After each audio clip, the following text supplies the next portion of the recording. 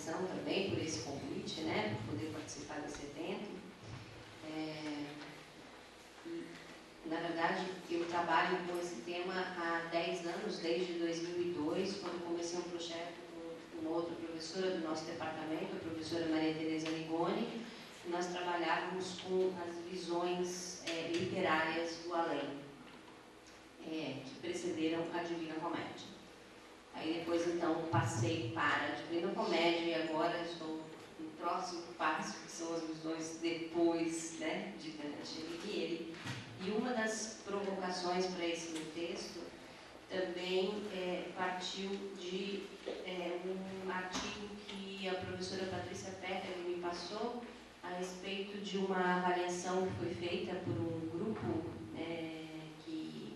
da ONU que recomenda ou não obras nas instituições de ensino e que colocou Dante como um poeta racista e homofóbico e que então estaria fora, deveria estar banido das instituições de ensino. Isso me incomodou bastante, porque eu acredito que seja uma avaliação tanto quanto fora daquilo que a gente tem discutido, né? Enfim, então eu acho que eu não estou me acertando isso aqui.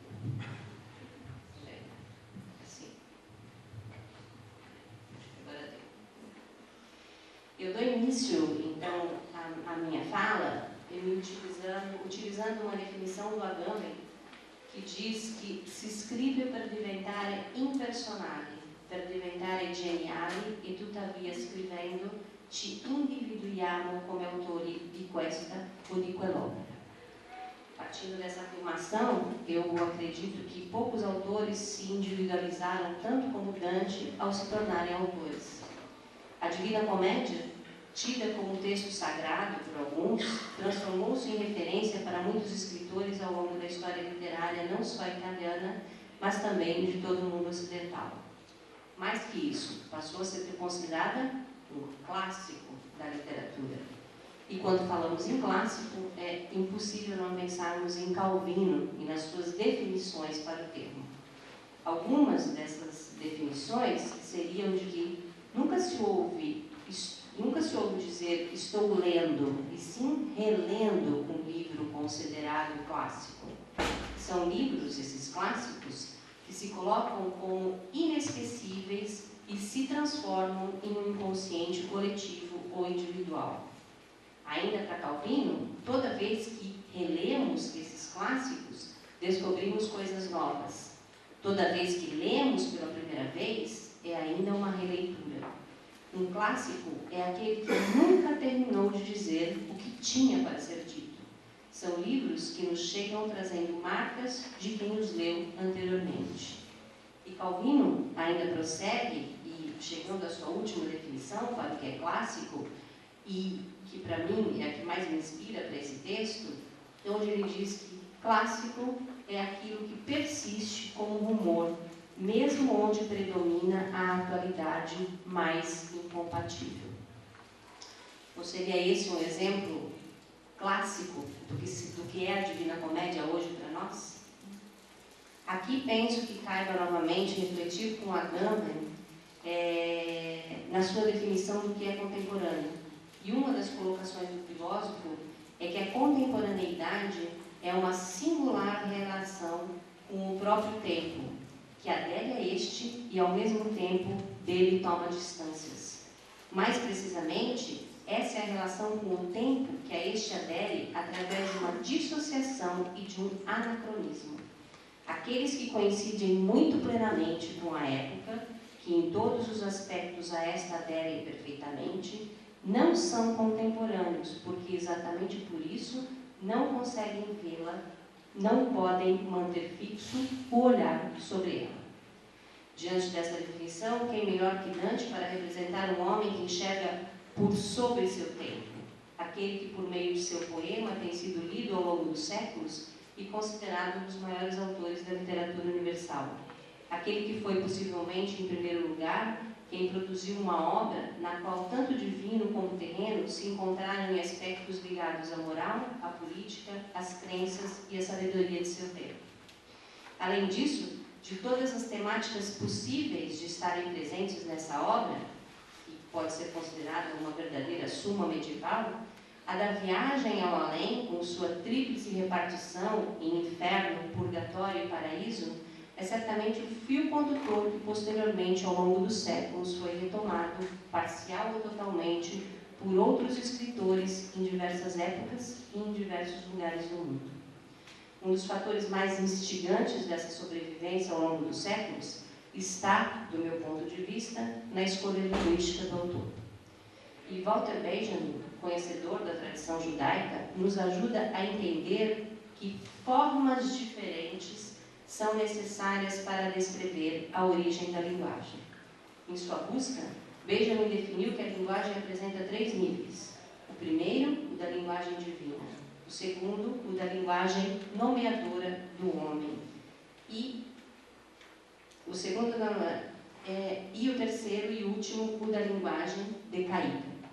E Dante, dentro de seu momento histórico, criou sua linguagem, permitindo-se usufruir de todos os níveis conceituados por Benjamin, metamorfoseando-os em uma narrativa apocalíptica, o que o fez transcender sua natureza humana e tornar-se poeta em qualquer tempo ou lugar.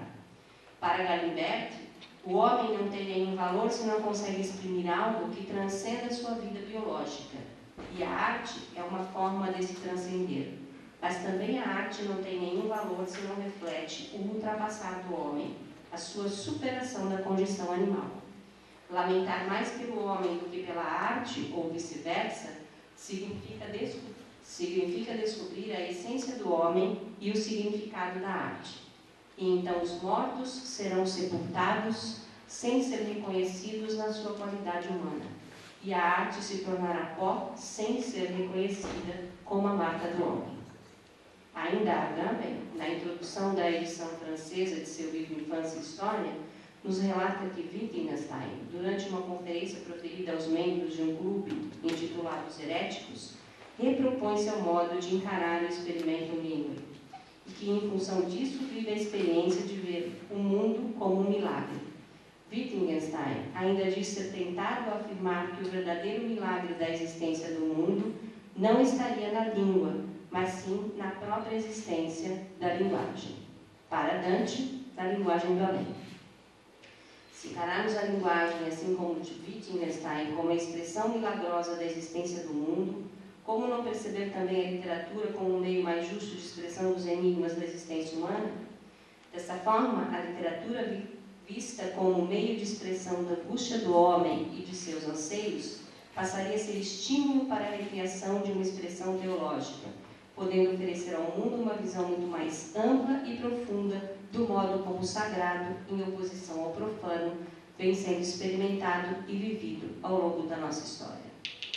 Assim, ainda pensando na originalidade e na contemporaneidade da obra dantesca, relembro Haroldo de Campos, que diz que Dante é essencialmente um criador de formas, um poeta inventor, um pesquisador incansável da linguagem, em suma, um poeta experimental, um poeta de vanguarda cuja modernidade e cuja ousadia não foram amenizadas pela pátina do tempo, nem pela canonização das histórias literárias, mas permanecem em toda a sua agressiva originalidade, atravessando os séculos. Portanto, é possível e coerente dizer que o tema abordado pelo poeta está em pleno compasso com o nosso mundo.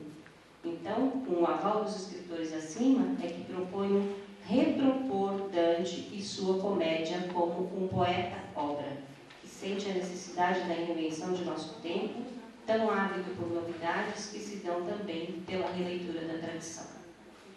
Bloom, em seus Anjos Caídos, faz uma observação que considero pertinente para essa reflexão. Ele diz que seria melhor explicar precisamente o que quero dizer nessa introdução, já que muitas pessoas confundem problemas de representação literária com as questões bem diferentes de crença e descrença. E é pensando no princípio de Dante Alighieri como poeta, que conseguiu representar literariamente uma das mais belas e completas imagens do além, que repropõe o seu lugar em nossas escolhas literárias.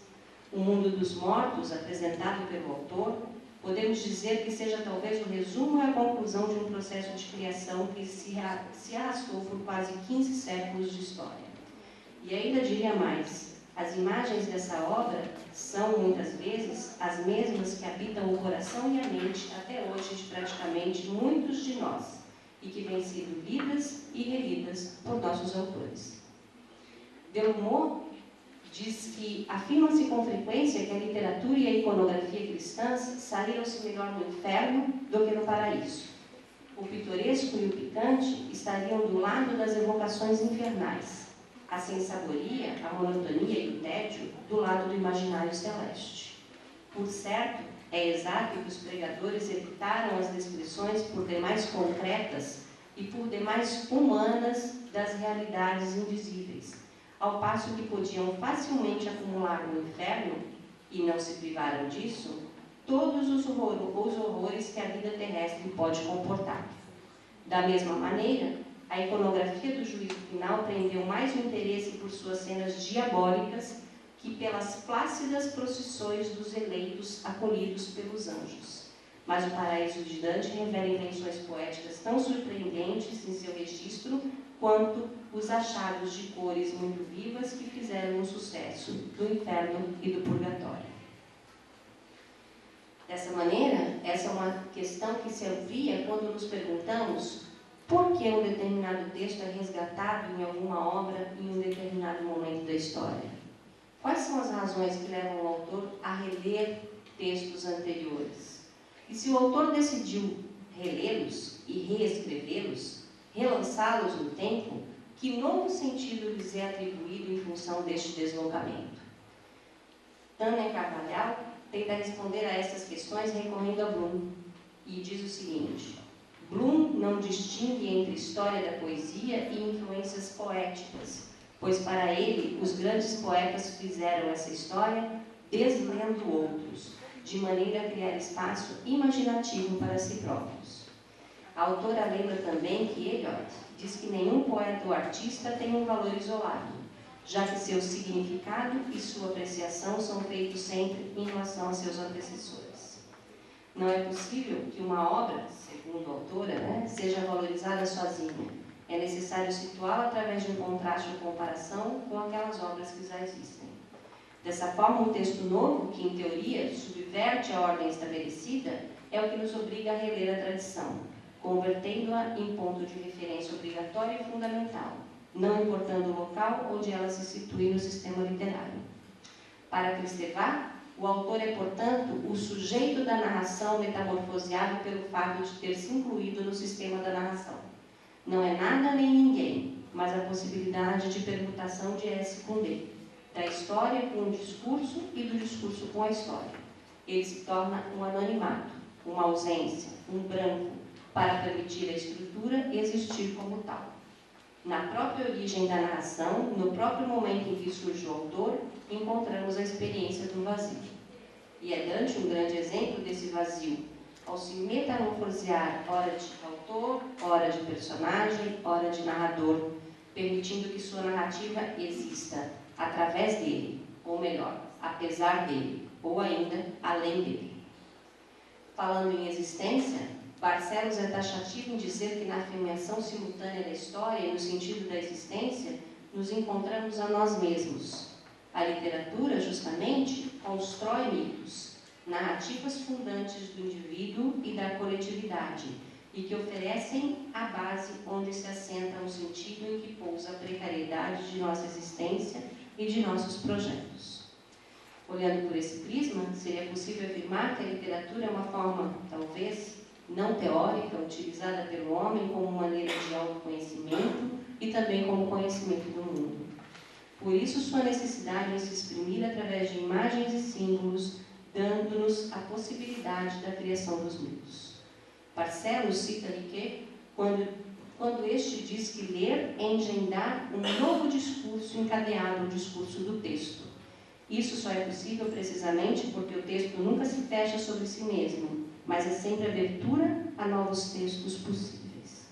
A literatura conservaria em si uma dimensão pragmática que se manifestaria através da comunicação. Essa comunicação literária se constituiria um meio e um instrumento privilegiado para a conservação das informações a respeito do homem, da sociedade e do mundo. Ainda para Barcelos, se não fosse a natureza específica da natureza e o prazer que ela nos dá, as obras literárias não resistiriam à ação do tempo e às mudanças culturais. Para o estudioso é realmente verdadeiro que a literatura parte de fatos da vida ou que os contenha, mas esses fatos são só um ponto de partida, pois não existem nela como tais. A literatura seria, como toda arte, uma transfiguração do real. A realidade criada pelo espírito do artista e transmitida pela linguagem através dos gêneros, a partir dos quais ela tomaria corpo e seria redimensionada dentro de uma nova realidade. A análise desse redimensionamento leva ao exame das relações que os textos tramam entre eles para verificar, como quer Genet, a presença efetiva de um texto em outro. Isso quer dizer que em todo texto, provavelmente todo texto seria composto por sedimentações autorais diversas, o que os levaria à intertextualidade. Não seria possível pensar numa forma de livrá-los dessas marcas que denunciariam a presença de outros. Este é um processo que faz rico quanto mais transgressor, pois implica na ressignificação da ou das obras precursoras. Para Dalamba, a intertextualidade se dá quando o poeta lê outro, que por sua vez lê os poetas anteriores, que leram os seus antecessores, que escutaram histórias de um contador de histórias guardadas na memória e transmitidas oralmente, de geração em geração, garantindo os acréscimos do tempo e permitindo a sobrevivência da leitura da história da memória. É através do fio da memória que eu volto a falar do mito. Mito que permite ao homem suspender-se acima de suas capacidades cotidianas, podendo ter visões do futuro ou de coisas inimagináveis enquanto realidade. Tanto que, para muitos, há de forma geral duas únicas possibilidades de um homem se comunicar ao longo de sua trajetória histórica. Uma delas seria através da linguagem racional e outra através do mito. Rollo May diz ser o mito um modo de dar sentido a um mundo sem sentido. É ele tão poderoso em nossas existências que se torna capaz de explicar e unir as maiores contradições da vida como o consciente e o inconsciente, o passado e o presente, o coletivo e o individual. E todos esses elementos podem ser organizados em uma única narrativa, sendo transmitidas de geração em geração. A literatura pode ser interpretada como um campo fértil para a propagação desses mitos, pois se encontra no limite dos saberes. O mito pode ser interpretado também como um símbolo que, através da linguagem, relata uma sequência de fatos que tiveram origem independente no movimento do tempo e do espaço. Ou seja, este mito independe do deslocamento espacial ou temporal para existir, mas se vincula a acontecimentos baseados na realidade. Para Frey, a criação dos mitos tem, por sua vez, uma qualidade que Lévi-Strauss chama de bricolagem, o ajuntar de partes e pedaços de tudo aquilo que chegue à mão. O mito é a palavra autorizada pelo homem e que, por isso, se impõe por seu prestígio para falar de questões lendárias, de origens, meios e fins. E o mito, que está diretamente vinculado a Dante, é o mito da viagem. Professor Fábio, me desculpe, eu sei que trabalhou com isso essa semana, né? Viagem como resgate de uma condição humana perdida em algum momento do passado e que poderá ser restaurada no futuro. É possível e coerente dizer que o tema da viagem é muito fértil dentro da nossa literatura. Muitos já viajaram com Homero pela Odisseia, com Dante pela Divina Comédia ou com Calvino pelas Cidades Invisíveis. Enfim, são tantos os roteiros que podemos fazer sem sairmos de nossas poltronas. Porém, é importante termos sempre presente que a viagem imaginária não deve ser confundida com a literatura de viagem, tipo de narrativa que teve grande divulgação, principalmente a partir do Renascimento. A viagem imaginária apresenta, sob muitos aspectos, uma série de princípios invertidos em relação à narrativa de viagem. A narrativa de viagem é resposta, passagem do desconhecido ao conhecido, enquanto a viagem imaginária é interrogação sobre o universo em geral. Interrogação sobre um mundo que supunhamos conhecer, e assim se confirma a função do tipo estrangeiro em literatura como interrogação sobre uma cultura. A narrativa de viagem é sucessão linear de descrições de locais visitados, de impressões e de experiências menos pormenorizadas. Viagem imaginária é uma peregrinação através de livros e tradições culturais. A narrativa de viagem é tentativa de aproximação de ideias e de palavras, uma reconstrução verbal de um espaço mítico, espaço de substituição relativamente ao mundo tido por conhecido, aquele que é comum ao leitor e ao autor. A narrativa de viagem, pelas opções e pelas modas seguidas, é testemunho de um determinado momento da história cultural. Viagem imaginária, pelo conjunto de conhecimentos de base dos quais ela se constrói, propõe um verdadeiro itinerário intelectual, um percurso iniciático. Para Mia Couto, é viagem para lembrar o esquecimento de um povo ou o desatento abandono de si.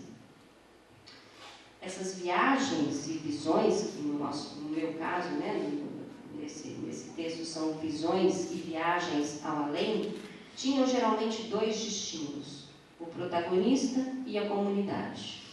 O protagonista via sua própria purificação se revelar graças ao contato antecipado com os sofrimentos que anulam as culpas. Por outro lado, a experiência purificadora, uma vez narrada aos vivos, poderia ajudá-los a escolher mais rápido a estrada do bem. Muitos desses textos são examinados hoje como possíveis fontes da Divina Comédia. Mas a grandiosidade de Dante reside não só na junção de dois mundos, o antigo e o medieval, ou o pagão e o cristão, mas no aceno de um novo mundo, o moderno, o laico, no qual os horizontes são ilimitáveis e as fronteiras cada vez mais ultrapassadas por nós, principalmente através da literatura. Mas a representação literária dessas viagens ou visões não se restringiu somente ao poeta. Segundo Delumont, as viagens da alma, redigidas em latim, constituíram um gênero literário de sucesso até o século XII, inclusive. Foram compostas por todo o Ocidente, da Itália às Ilhas Britânicas e da Espanha à Alemanha, e os mosteiros foram seus grandes centros de redação e difusão. A viagem como tomada de consciência do mundo no qual se vive é um tema muito caro à literatura de todos os tempos. Na era clássica, temos a Odisseia, que viu suas ações renovadas através da Eneida. Mas a viagem daquele tempo não era nunca fim em si mesmo. Sua natureza de experiência cognitiva era subordinada, pelo menos enquanto planejamento, à finalidade doméstica e dinástica do retorno à pátria ou à procura de uma terra prometida. Dante será o primeiro a atribuir a Ulisses uma viagem até os confins do conhecimento, do inacessível. No canto 26 do Inferno, o poeta encontra Ulisses envolto em chama. O herói diz ao poeta que, inconformado de passar seus últimos anos de vida em Ítaca, resolve reunir alguns de seus homens e fazer uma viagem muito perigosa. Deseja ultrapassar as colunas de Hércules e conhecer o que há do outro lado do mundo. O que se acreditava na época é que do outro lado só haveria água. Ulisses, por tentar chegar por meios humanos a um lugar onde se poderia estar somente através do divino, é tragado pelas águas do mar e morre levando consigo os companheiros. O simbolismo da viagem é particularmente rico, pois resume em si a busca pela verdade, pela paz e pela imortalidade. É o símbolo da busca e da descoberta de um centro espiritual. A viagem pode ser vista como um andar silencioso pelo desconhecido, pelo inacessível, algo atemporal localizado entre o passado e o futuro. A viagem é uma experiência que encerra um percurso que vai do distanciamento da família e do que se conhece, passando pelo confronto com o outro e o diferente, chegando à conquista e à visão do que se é de verdade. Dessa maneira, a escolha da trajetória que se pretende fazer através dessa viagem coincide com o desejo de se ver e depois narrar uma transição existencial decisiva, para que se reconquiste a própria identidade. Esse é um dos principais fatores que fazem de Dante um escritor atual. O fato de ele ter colocado o homem no centro de tudo e ter descrito suas fraquezas, angústias, anseios e misérias. Dante buscava um homem livre, tanto em suas escolhas sobre a terra como na vida espiritual. O autor participa de um momento em que a civilização avança para o Renascimento. Nesse sentido é que, para ele, a religiosidade medieval e a sabedoria teológica andam em concordância com a curiosidade dos contrastes humanos e as coisas naturais. O desejo do transcendente não destrói nem sufoca o anseio dos eventos políticos. O estudo dos filósofos da escolástica não contrasta com o grande amor pela literatura e pela nova língua, mesmo que Dante busque em sua criação poética a imitação dos poetas clássicos. Seus propósitos didáticos e alegóricos não fazem renegar sua fé e muitas vezes anunciam a arte como disciplina formal e instrumento de beleza. A originalidade da obra dantesca nasce no sentido de riqueza da realidade que o escritor deu a ela através das várias culturas conhecidas por ele e do seu tempo especificamente. Para ele, cada aspecto da realidade e cada língua eram dignos de ser transformados em matéria e forma artística. Com Dante, torna-se evidente pela primeira vez a função pedagógica e civil dos intelectuais na formação de uma língua italiana. Através da leitura da Divina Comédia, o leitor teria pela primeira vez a clara sensação de pertencer a uma civilização que, mesmo resguardadas as características individuais, possuía bases comuns. Haroldo de Campos transcreve a opinião de Lothman sobre a tipologia cultural da Idade Média e que se revela muito apropriada para este momento. Na tipologia cultural de Lothman, a Idade Média oferece um modelo de cultura dominante paradigmática, fechada. No topo da hierarquia semiótica, o texto pleno, dotado do mais alto coeficiente de verdade, redutível a uma única oposição significativa e onipresente. Todo o conjunto das oposições semânticas particulares tendia a reduzir-se a antíteses culturais fundamentais. Céu-terra, eterno e temporal, salvação-ruína, bem-pecado, as quais, por seu turno, davam lugar a séries semânticas que, num nível mais abstrato, se reduziam a uma única oposição semântica fundamental de cultura. Dante, em sua genialidade, utilizou-se da força dessa cultura, manifestada através do povo, para produzir seu poema maior, assumindo o gênero apocalíptico e o italiano vulgar como seus instrumentos. O poeta se fez profecia e alcançou a alma humana como poucos foram capazes de fazer. Ainda afirmam, mesmo acreditando ser polêmico, que uma cultura jamais poderá ser considerada erudita se não for permeada por uma grande herança popular, que se vê recuperada nas maiores obras que cultuamos até hoje. O além continua sendo uma incógnita e fazendo parte da eterna resposta pelo princípio e fim de tudo que vivemos sobre a Terra, mesmo quando esse princípio nos é negado. A literatura, neste ponto, transcende a ciência e toca as fronteiras do espiritual, trilhando os caminhos mais íntimos da natureza humana. É também interessante observar que, a partir do instante que a literatura já não sabe onde começam e terminam seus limites, são as ciências humanas, também em crise com suas fronteiras, que se sentem fascinadas pelo grande potencial dos textos literários, que têm por virtude ouvir as vozes, muitas vezes ocultas, e trazê-las para um diálogo onde o inconsciente e o transcendente passam a ser a grande estrela. Dessa forma é que vejo Dante como um resgatador, como um poeta que soube ler dentro da sociedade em que viveu a necessidade de mudanças, principalmente conceituais, a respeito da cultura e de seu uso. Mário Praz faz a seguinte observação sobre o poeta, que talvez exemplifique mais claramente o que eu gostaria de dizer. Giotto descobriu em pintura a natureza da alma, tal como Dante a tinha descoberto em poesia. Para Rosenthal, a arte de Giotto, como a poesia de Dante, representa o momento mais alto de um processo de individualização, o qual consiste, de um lado, no surgimento e processo da chamada naturalidade, e de outro, na progressiva corporificação do sobrenatural numa única vida humana. E Praz é ainda mais contundente ao afirmar que Dante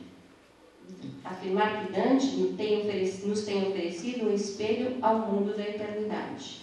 A eternidade que oferece ao homem um novo sentido de esperança que transcende o terreno, invadindo o desconhecido e fascinante reino do Oltretomba.